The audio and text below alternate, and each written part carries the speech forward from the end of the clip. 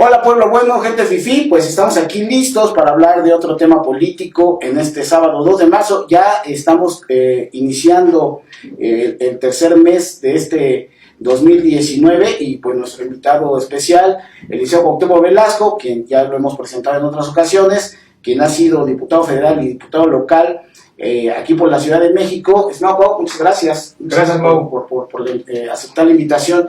Es que nos quedamos en un capítulo previo en el análisis de quién era el nuevo jefe político del Movimiento Ciudadano, y en este caso, en aquella conclusión era de Enrique Alfaro, el gobernador de Jalisco, pero se han presentado muchos acontecimientos. Quisiéramos recapitular también para dar un cerrojazo a un análisis de esta naturaleza en relación a un partido en específico, y luego ya explicarás el por qué, ¿no? Pero en este caso se han presentado varios elementos para el análisis, para la reflexión, porque se votó de manera unánime, como se predijo que iba a suceder por parte de la gente del Movimiento Ciudadano, a favor de la Guardia Nacional. Pero luego de ahí, estos acontecimientos que tú has tomado nota muy puntual, platícanos qué es lo que aconteció hasta este momento para el análisis correspondiente. Bueno, quedamos claros en la última entrevista que se perfilaba en Movimiento Ciudadano un nuevo jefe político, es decir, Enrique Alfaro, el ahora gobernador de Jalisco.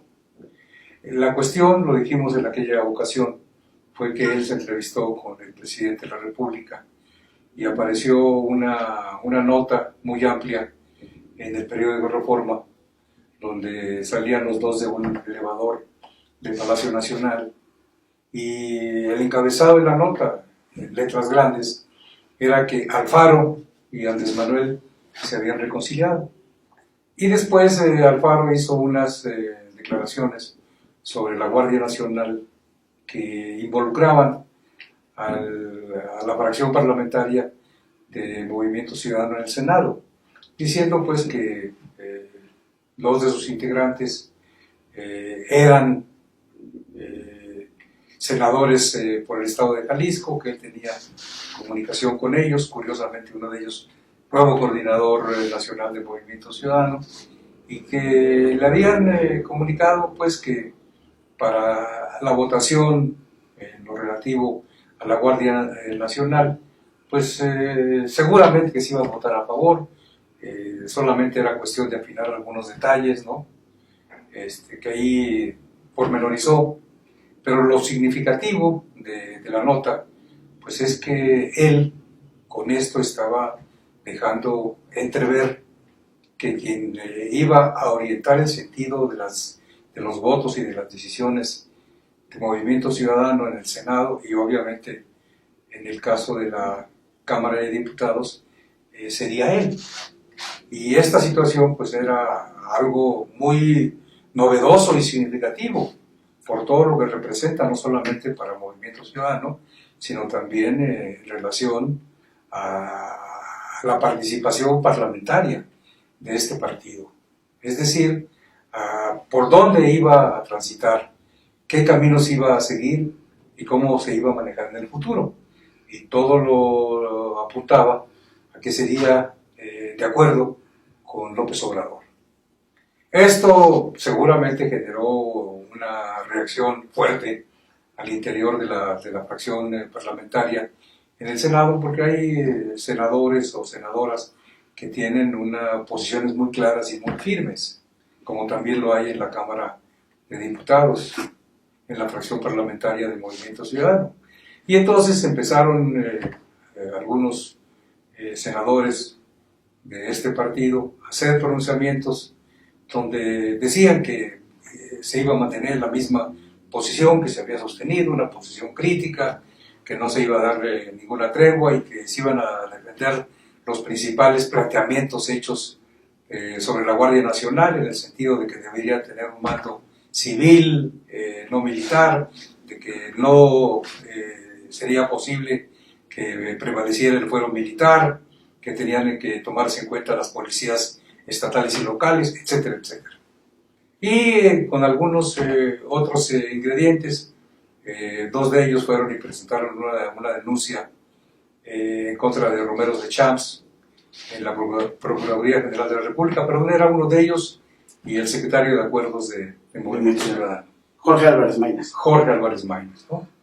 Y después vimos una entrevista, por cierto, muy buena, que le hacen a Clemente Castañeda en su calidad de dirigente nacional de Movimiento Ciudadano, donde él pues reitera, ¿no?, que seguirá esta posición crítica con un sentido constructivo, pero que al final de cuentas van a defender los planteamientos que se han venido planteando en el Movimiento Ciudadano. Es decir, con todo esto, a mi juicio, así lo interpreto yo, lo que se buscó es contrarrestar estas declaraciones de Alfaro, para que no se fuera a pensar, entrecomillado, que ya se habían doblegado con Andrés Manuel. Vimos después todo el proceso de discusión en el Senado sobre la Guardia Nacional, y ahí la figura que manejó todo fue Dante Delgado, evidentemente con mucha habilidad, y lo hizo de manera tal que no apareciera como una figura destacada. ¿Qué quiero decir? Bueno, pues que al final de cuentas se hizo ahí un pacto con la participación de todos los partidos no alineados con Morena, y que a final de cuentas salió un acuerdo por unanimidad. Es decir, ya estas preocupaciones que habían generado las declaraciones de Alfaro se disiparon. Pero posteriormente vimos un acontecimiento muy significativo, muy revelador, porque el día 22 de febrero apareció otra vez en el periódico Reforma una declaración de Corral junto con varios actores políticos, algunas figuras prominentes, donde se decía que se estaba creando un grupo que le iba a hacer oposición al presidente de la República, porque se advertían pisos centralistas autoritarios. Y lo menciono porque ahí se incluyó Alfaro. No tardó mucho tiempo en venir el desmentido de Enrique Alfaro, señalando pues que él de ninguna manera participaría en ese grupo y que su papel iba a ser el de apoyar al presidente Andrés Manuel López Obrador para que su gobierno funcionara con eficacia y se resolvieran los problemas del país. Entonces se deslindó totalmente, y consecuentemente, bueno, pues ya quedó claro que el Movimiento Ciudadano quedaba subordinado a este pacto entre Alfaro y el presidente de la República. Esta fractura o estos criterios encontrados, de alguna manera ya los habíamos visto en aquella votación que se hizo en la Cámara de Diputados sobre el artículo 19 de la Constitución en torno a la prisión preventiva. Entonces, ¿qué es lo que nosotros estamos viendo? Bueno, que a final de cuentas esta jefatura política de Enrique Alfaro pues va a prevalecer el Movimiento Ciudadano, pero evidentemente que va a haber resistencias y va a haber una serie de cuestiones que es importante analizar. Pero con esto concluyo esta respuesta a tu pregunta. No, y es que es muy interesante, obviamente, que nos manifiestes a través de tu experiencia legislativa, pues cómo se dan los tejes y madejes dentro de las cámaras, porque la gente lo que ve es o la parte bonita o la parte fea ya de lo que son las publicaciones, las conferencias de prensa, pero adentro hay todo un entramado en donde obviamente están las posiciones de los gobiernos federales o locales, en donde está la visión de los partidos políticos, la visión de los propios legisladores, y todo es una maraña que se tiene que ir poco a poco trabajando para tener finalmente este tipo de acuerdos, en donde pues es obvio que la evidencia de un partido en donde incluso en su propio ideario político reciente plantea que va a ser una oposición y luego termina cediendo a la presión gubernamental o a los acuerdos gubernamentales, pues sí, a la gente lo deja pues, obviamente con un interrogante. Entonces, ¿de qué estamos hablando, no? ¿De qué es lo que viene? Porque ahí sería la siguiente pregunta, señor Cuauhtémoc. Ok, bajo todo este escenario, con este cambio y esas resistencias, ¿qué es lo que se avecina para Movimiento Ciudadano? Porque obviamente, al igual que todos los partidos políticos, va a tener sus quebrantamientos, sus posiciones encontradas, se seguirá votando de manera unánime, cada quien tomará sus rumbos, porque además, con esto que comentas de el planteamiento que hizo Javier Corral, pues también hubo gente del mismo partido político que se sumó a esta parte de los contrapesos, que luego analizaremos en otro video, pero en ese sentido, ¿cómo sientes tú que se va a dar esta parte o segunda parte de lo que es ya el inicio de estas legislaturas? Bueno, lo que yo avisoro es que va a haber un discurso que no va a ser el discurso que se manejó en las reuniones que se hicieron el año pasado después de las elecciones para ir perfilando toda una posición y una oposición constructiva, como se llamó en esos días, al nuevo gobierno. Ahí se hicieron planteamientos muy significativos, muy importantes, que luego remataron en la Convención Nacional que se llevó a cabo el 3 de diciembre, donde se presentó un catálogo de 22 puntos en los cuales, bueno, se reivindicaron cuestiones fundamentales, como tienen que ver, todo lo que tiene que ver con los derechos humanos, lo que tiene que ver con la igualdad de género, lo que tiene que ver con la impunidad y el combate a la corrupción, lo que tiene que ver con la soberanía nacional, lo que tiene que ver de manera muy destacada con la igualdad social, es decir, una serie de postulados que a final de cuentas representan toda una posición en torno a la problemática que vive el país y a la necesidad de una actuación y de un discurso que tienda precisamente a atacar toda la problemática que implican esos 22 puntos, pero en una perspectiva que significaba, a final de cuentas, una oposición, integrar una oposición en la cual de manera muy destacada también se exigiera que los postulados, que las promesas de campaña que había hecho López Obrador, pues se llevaran a la práctica, se cumplieran. Recordemos que está el asunto del gasolinazo, ¿no? Que las gasolinas, en vez de bajar de precio, han aumentado. Y así como eso, una serie de pronunciamientos que hizo López Obrador, pues que ha hecho falta y hace falta una oposición constructiva que señale que los incumplimientos. Entonces, todo ese discurso, pues evidentemente, a final de cuentas, con esta situación política que se presenta ahora, esta, no sé si llamarle fractura, o esta división interna, o esta confrontación entre lo que puede ser el grupo del senador Dante Delgado y el grupo del gobernador Alfaro, pues a final de cuentas yo creo que va a generar una situación ahí de inestabilidad y de ambigüedades y de contradicciones, porque va a ser muy difícil que mantengan una línea consistente, ¿no? Y que sea congruente con estos planteamientos que dieron origen a todo un planteamiento que se tradujo en una serie de cambios a los estatutos del Movimiento Ciudadano. Yo leí por ahí algún articulista y escuché también, en este caso, a algunos otros comentaristas y analistas políticos, en donde también en el argot político se señala algo, cuando hay un voto unánime hay que preocuparse, ¿no? O sea, porque eso lo que significa es que se deja la parte crítica y la parte reflexiva.